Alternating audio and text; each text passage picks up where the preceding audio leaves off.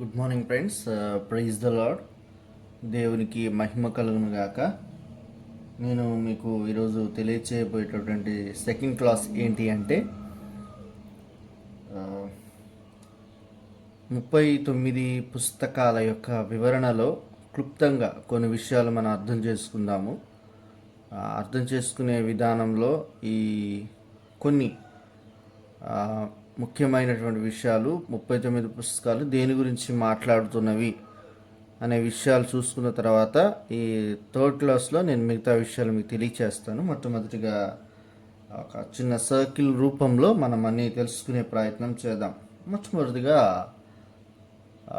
పితరుల కాలం.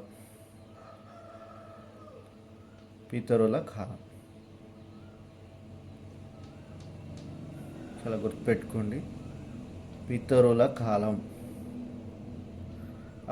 దీని సంవత్సరం వచ్చేసరికి 2500 టు 1800 వరకు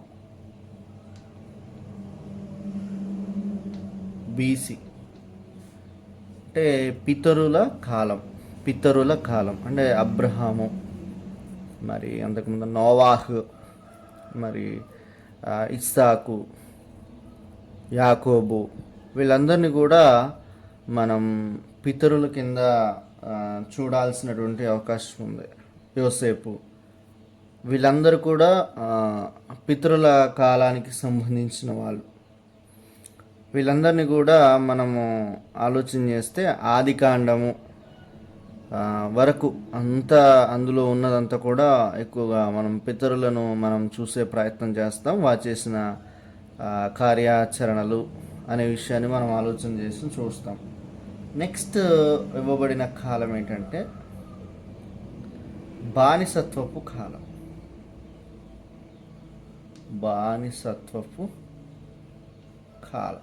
బానిసత్వపు కాలము అనగా 1800 టు 1400. చాలా జాగ్రత్తగా వినండి. 1800 టు 1400 బీసీ. బానిసత్వ కాలం ఏంటి అంటే ఎక్సోడస్ ఈవెంట్ అనమాట. ఫస్ట్ 2500 టు 800 మధ్యలో జెనసిస్ కంప్లీట్ అయిపోతే తర్వాత నిర్గమకాండం గ్రంథం, ఆది కాండం, తర్వాత నిర్గమకాండం, ఇదంతా బానిసత్వపు కాలము. 1800 టు 1400 అంటే దాదాపుగా 400 years. నిర్గమకాండము మొదటి 2-3 అధ్యాయాలు మనకు కనబడతా ఉంటాయి. తర్వాత ఎప్పుడైతే దేవుడు 13-15 వరకు ఉన్న అధ్యాయాల్లో ఎప్పుడైతే దేవుడు వాళ్ళని బయటకు తీసుకెళ్తాడో దానిని ఏమంటారు అంటే అక్కడి నుంచి అరణ్యకాలం.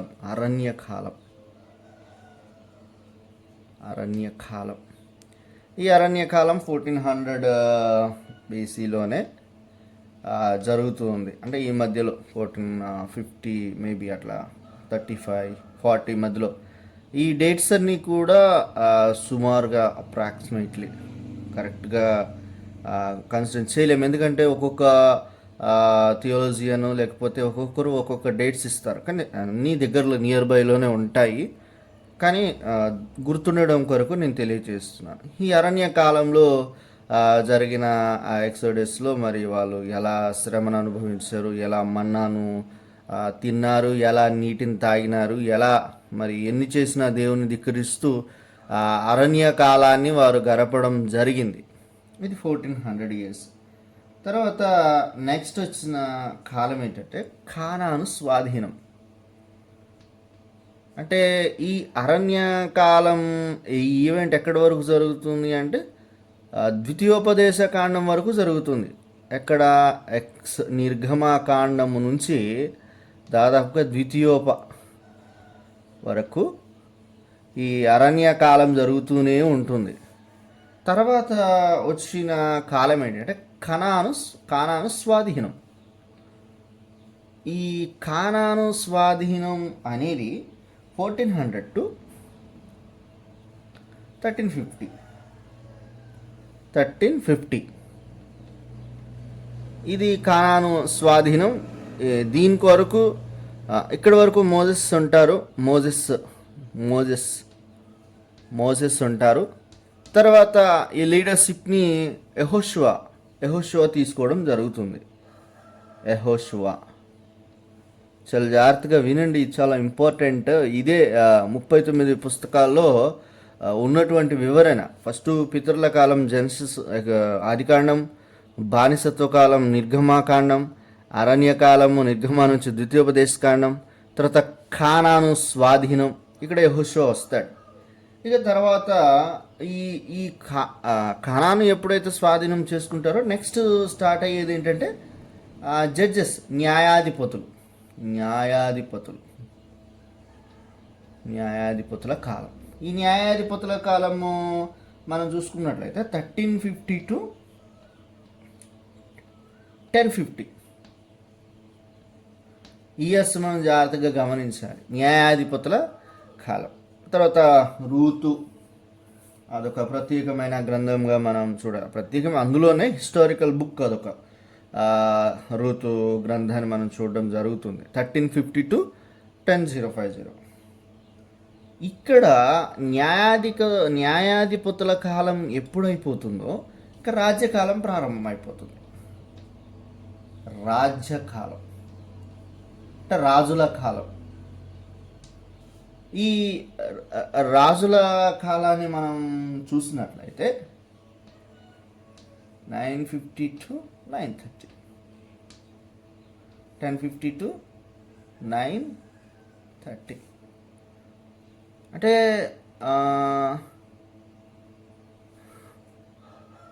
మన ఐక్యరాజ్య కాలం, డేవిడ్ కానీ, సొలొమోన్ కానీ, లేకపోతే సౌలు కానీ, ఈ న్యాయాధిపతుల కాలం అయిపోయిన తర్వాత సమూయేలు రావడం జరుగుతుంది. సమూయేలు రాజుల్ని ప్రతిపాదించడం, ఈ ద సేమ్ టైం అందులోనే సౌలు రాజ్య పరిపాలన మనకు కనబడుతుంది. 3 రాజులు, సౌలు, డేవిడ్, సొలొమోన్.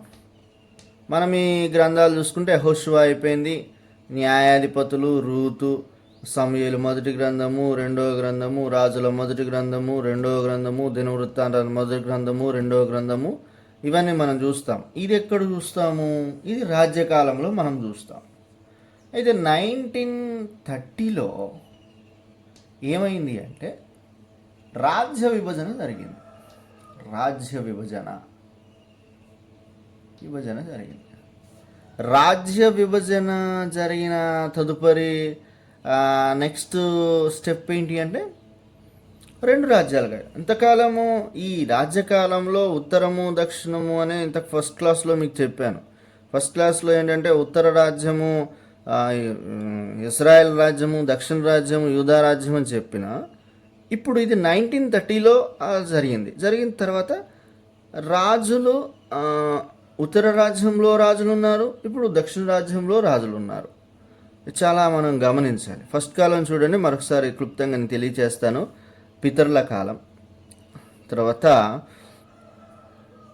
బానిసత్వపు కాలం, ఎక్సోడస్ ఈవెంట్ నిర్గమకాండం, అరణ్యకాలం, తర్వాత ఖానాను స్వాధీనం అయిపోయిన తర్వాత న్యాయాధిపతులు వస్తారు. న్యాయాధిపతులు వచ్చిన తర్వాత రాజులు వస్తారు. రాజులు వచ్చిన తర్వాత రాజ్యాలు విడిపోతాయి.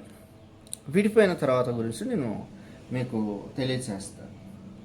ఈ రాజ్య విభజన తర్వాత ఫైనల్గా ఇక్కడ ఉన్నటువంటి కాలం ఏంటి అంటే రాజ్య విభజన కాలంలో చాలా ఇంపార్టెంట్, మీరు గమనించాలి.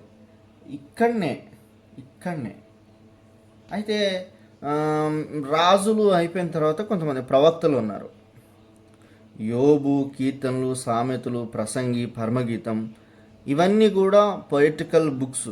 ఇవి కవిత్వంతో కూడినటువంటి బుక్స్. కానీ ఇప్పుడు నెక్స్ట్ వచ్చే ప్రవక్తలు ఉన్నారు. యెషయా, ఇర్మియా, ఎహెజ్కేలు, దానియేలు, ఇవన్నీ ప్రాఫిటికల్ 5 అంటే మేజర్ బుక్స్, పెద్ద బుక్స్ ఉన్నాయి చూస్తారా, అవన్నీ కూడా ఈ రాజ్యకాలంలో జరిగినటువంటి విషయాల గురించి తెలియచేస్తాయి. ఎప్పుడు రాజ్య విభజన జరిగిన తర్వాత కొన్ని విషయాల గురించి తెలియచేస్తాయి. తెలియచేసిన తర్వాత అప్పుడు ఇందులో ఉన్న కొంతమంది ప్రవక్తలు ఉత్తర రాజ్యానికి చెందిన వారు ఉన్నారు, కొంతమంది దక్షిణ రాజ్యానికి చెందిన వాళ్ళు ఉన్నారు.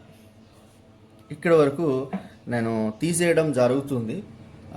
తీసేసిన తర్వాత నేను ఈ ఉత్తర దక్షిణం గురించి మళ్ళీ నీకు తెలియజేస్తాను.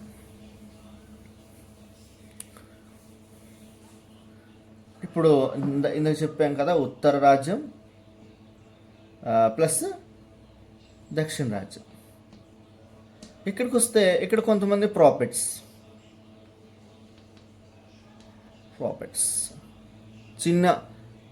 చిన్న ప్రవక్తలు, ఇక్కడ కొంతమంది ప్రాఫిట్స్. ఆ ప్రాఫిట్స్ ఎవరో నెక్స్ట్ క్లాసెస్లో నేను మీకు క్లుప్తంగా వివరంగా తెలియజేసే ప్రయత్నం చేస్తాను.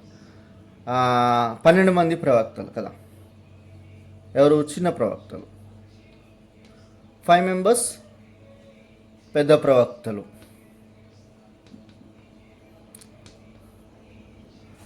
అయితే ఈ ప్రవక్తలు కూడా రెండు దపాలు ఉంటారు. ఒకరు ఏంటంటే 932 722 వరకు ఈ ప్రవక్తలు చెరకెళ్తారు, అసీరియా చెర. వీళ్ళు ఇశ్రాయేలీలు, 10 గోత్రాల ప్రజలు.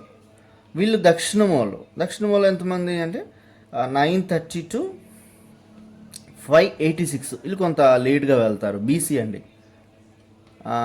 ఇందులో ఉంటారు. అంటే ఇందులో ఇప్పుడు మనం చదివేటటువంటి ప్రవక్తలు 12 మంది ప్రవక్తలు, చిన్న ప్రవక్తలు, 5 పెద్ద ప్రవక్తలు, ఉత్తర దక్షిణ రాజ్యాలకు చెందినవారు. అయితే వారి యొక్క విధి విధానాలు, వారు కొంతమంది దక్షిణ రాజ్యానికి చెందిన వాళ్ళు ఉత్తర రాజ్యం కొరకు ప్రవచనం చెప్పారు. అది మనం కొన్నిసార్లు గుర్తుపెట్టుకోవాలి. అయితే మీరు గుర్తుంచుకోవాల్సిన విషయం ఏంటంటే, ప్రవచనం ఎప్పుడు కూడా అది ఉత్తర రాజ్యానికి సంబంధించిందా, దక్షిణ రాజ్యానికి సంబంధించిందా, లేకపోతే రెండింటికి కలిపి ప్రవచనం చెప్పాడా అనేది మనం ప్రవక్తల గ్రంథాల్లో మనం చూడగలిగితే ఇట్స్ వెరీ ఫైన్. నేను నెక్స్ట్ మరలా చూశారు కదా మీరు, 1922 ఉత్తర రాజ్యము, అలాగనే 1932 586 దక్షిణ రాజ్యం. ఇది వెళ్ళిపోయిన తర్వాత ఈ రాజ్యం మళ్ళీ తిరిగి వచ్చినట్లుగా ఆధారాలు లేవు. అంటే చెరకెళ్ళిన తర్వాత మళ్ళీ తిరిగి వచ్చినట్టుగా లేవు.